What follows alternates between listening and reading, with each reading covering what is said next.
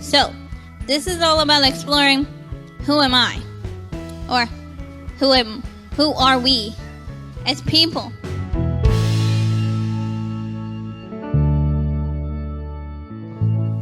You look at me. Look at this. These are all pictures of me. But in each of these pictures, it shows a different side of me. Just like what I'm wearing today shows a completely different side of me. You look at me, when most people look at me, they see cute little Emily. Young, naive, well, I look young, naive. I look like I fit into it, like I fit in as one of you guys as in the youth group. I shouldn't be up here talking. In fact, that happened at the first retreat I went to with Miss Mary Lee. I love her to death, and at first it hurt my feelings. Why don't I look my age? I am, and it's just who I am.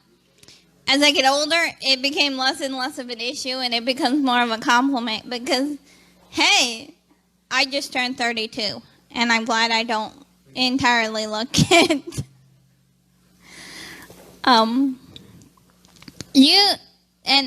But that's just the outside of me. If you get to know me, I have a lot of buttons that are very fun to push. The beast will come out if you make me mad, and that's highly entertaining as well. But it's how I express myself. I am a anime-loving, vampire-loving, Disney cannot live without, but I also love Jesus. I discovered I was ashamed of some of the stuff I was into because, yes, I said I love Jesus. I was ashamed to share what I was into a while because other people didn't agree with me. But being closer and being loved by God, He's known who I was before I did. He's got a plan for us. I found 2 instances in the Bible where it says He had a plan for us before we were even a thought. Probably before our parents were even a thought. He knew exactly who you are. You need to be confident in that person and work hard to strive to show that person because He has given you gifts and talents to help other people find who they are. And that is the biggest thing in the world, is to help people. If you can help someone else be more confident in who they are, we spread the positivity, not the negativity. Because believe me, the media does enough of the negativity on its own. We need to focus more on the positivity, raising people up, not living in fear, because as Ryan said, fear is a liar.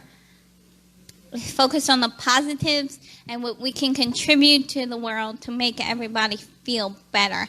Because when you feel better, when you're confident in yourself, in who you are, you feel free. I don't care I'm a giant geek.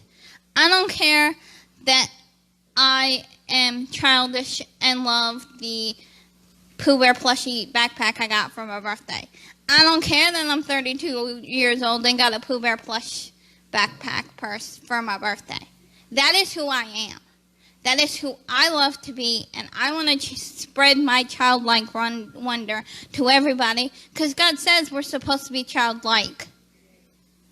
So sure, some people think it's childish to do those things, but that's how I express what God gave me. And I just want y'all to investigate what God gave to you that you can use to put out there to make people feel as confident, as free as I do. And one way to do that is to use the 9 gifts of the Holy Spirit. Here they are listed. I thought it might take too long to go into them all.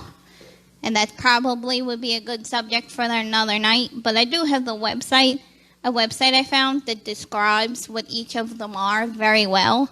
So if you would like that, I can forward it, and Ryan can send that on. Also, he is talking to us all the time. He is telling us exactly what we need to do with the specific things he gave us to be able to go out and do his will and do what he made us to do. The tricky thing is to listen to him, to figure out how he's talking to us. Because he doesn't talk to us like you or me does. He doesn't come personally and go, hey, this is what I want. Actually, that's one of the gifts, is gifts of prophecy. And if you do have it, it's an incredible gift.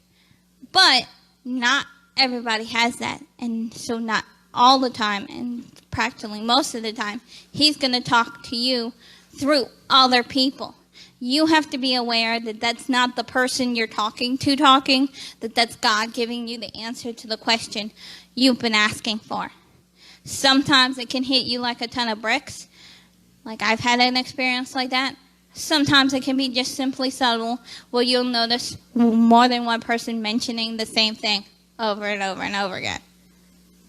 I found the perfect example for this instance. It's actually from a Hallmark movie, which I love. I don't care if they all end the same. This is actually a scene from the Shoe Addict's Christmas. She was asking, well, how... I've been nudged before.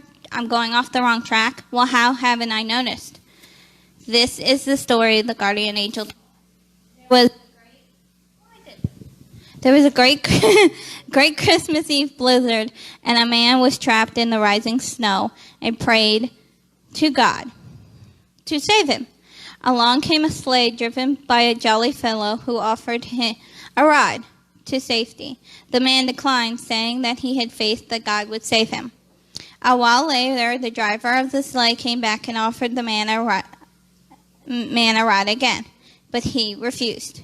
The sleigh came back a third time. Now the man was trapped up in snow up to his chin, but he still refused to get on board, insisting that God would save him.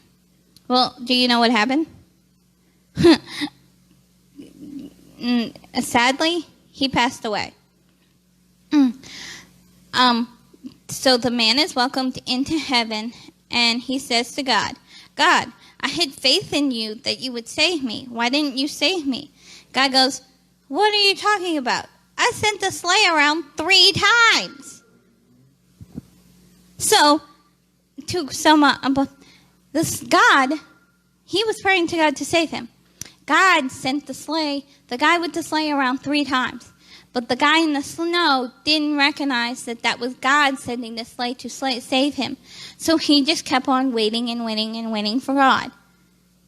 And he thought God never came. God always comes. It's just rarely ever in the way you think God is going to come. You just have to learn to be open and fully open, not just say you're open, not just go through the motions that, oh yeah, I'm open, I'm totally going to do this, I'm totally open, it's just going to give me the answer. It just hasn't come yet. You've probably gotten the answer multiple times. You just haven't been truly, truly open in order to hear him. I went through an experience like that when I graduated high school. I had massive, massive fear of going to college. And it took me a while to be able to convince myself that all of those fears weren't real, that fear is a liar. So I'm sitting there going about my day trying to figure out if I'm going the right path. And all of a sudden, it hit me like a ton of bricks. It wasn't words, although multiple people had told me I was going to be okay and that they thought I could handle this, and they thought that, yes, Emily, this is what you'll be good at. You'll be okay. Multiple people had told me that. and I didn't believe any of them. So finally God had to nudge me himself, literally nudged me out of adoration. Sobbing, crying, could not stop, all because I felt this weight lifted off me. It wasn't a word, it was a feeling like you had just picked up a barbell and all of a sudden someone came up behind you and picked up that barbell over your head and it was all of a sudden gone. And I knew that was God telling me exactly what he'd been trying to tell me all along, that I could do this, that I was on the right path. But it took God making me sob, having to leave adoration before I started listening. And I told myself that I was going to do everything in my power to try and make sure that didn't happen again, and to try and help others to find that feeling. Because that is the greatest feeling of freedom that exists. Nothing can top that feeling. And it is so hard to describe how free that feeling is, because it was the freedom of God, the divine freedom we're all searching for. And that is why I am here. That is who I am. I am here to try and spread all of that goodness into the world in every form I can. If it's being goofy and making you laugh, if it's you're frustrated because you can't figure something out, so Emily figures out a different way to do it that works even better than the way you were trying. If it's lending you updated technology so we can make Life Night cooler. If it's driving you somewhere, anything. If I can make your day a little bit brighter, that's what I'm going to do, because that's who I am. Thank you.